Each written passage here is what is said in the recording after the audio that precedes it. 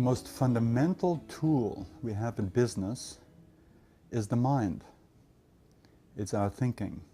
When that's not working smoothly, nothing else will really be working smoothly.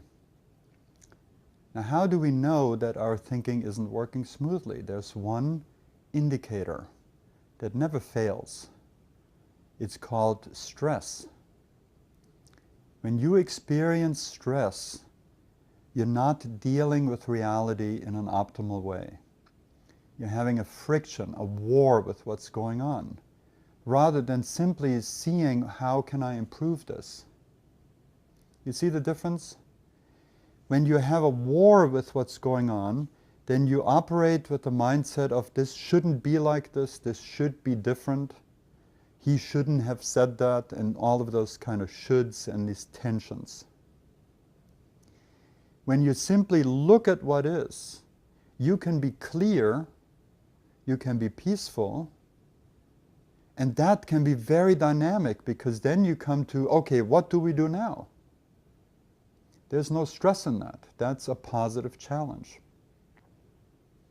So the stress arises with the innumerable stressful thoughts that we believe. They arise out of nowhere into our minds, and when we haven't cleared the mind of them, then we have friction with a particular thought. And it's very similar to your computer being infected with a virus. We have these viruses in the mind. Those are the stressful thoughts that we strongly believe.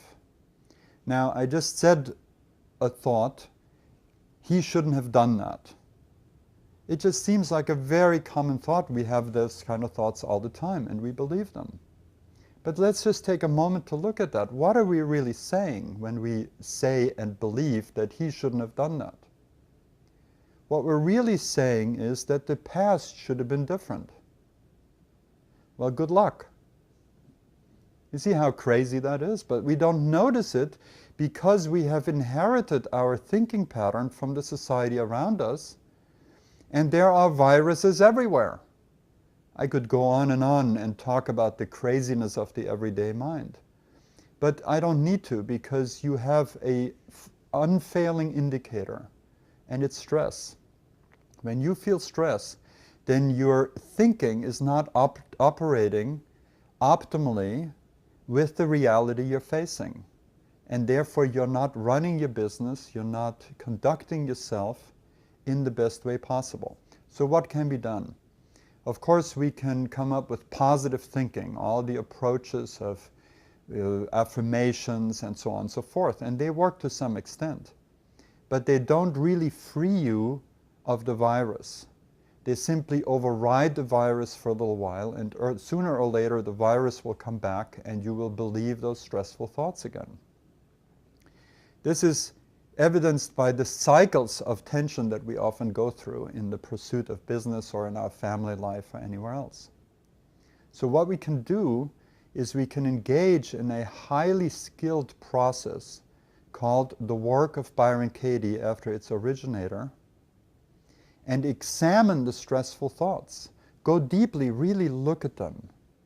And the stress that's inherent in that thought will dissolve. Just like when I told you about the thought, he shouldn't have done that, once you look at it and you realize that what you're really saying is the past should have been different, you just have to hear that and you won't believe that anymore. Of course, he did that. So now the question is, what do we do now? That's constructive. So the work of Byron Katie allows us to address the different stressful thoughts or themes of thoughts that we have and clear them systematically. Now, I have to caution you, this is probably not going to work for you if you just want to manipulate the world a little bit better in order to buy your product. But if you want to operate from a place of truth, from a place of true service and ethical business practices, if you want to become the best person you can be to serve yourself as well as others, then that tool, that skill, can be absolutely priceless. I've worked with CEOs, for instance, who've had one comes to mind. He had a right-hand man who was invaluable to him. The two of them were really a team. It was just one of them had the title CEO and owned most of the stock. So from time to time, the CEO would have an issue with this assistant. And the issue often came out of his early childhood experiences. Stuff that resurfaced, out of left field, so to speak, and he couldn't see it. And he started to feel very stressed about the assistant to the point of wanting to fire him several times. And whenever we looked at his thinking about this man, it turned out that his thoughts were absolutely untrue. What he perceived about his assistant wasn't what was happening. It was a projection of an old tape that was running in his mind, a very serious virus stemming from his childhood that would not allow him to see that the assistant was blameless. So you can imagine that this happens to business people and they don't know what's going on.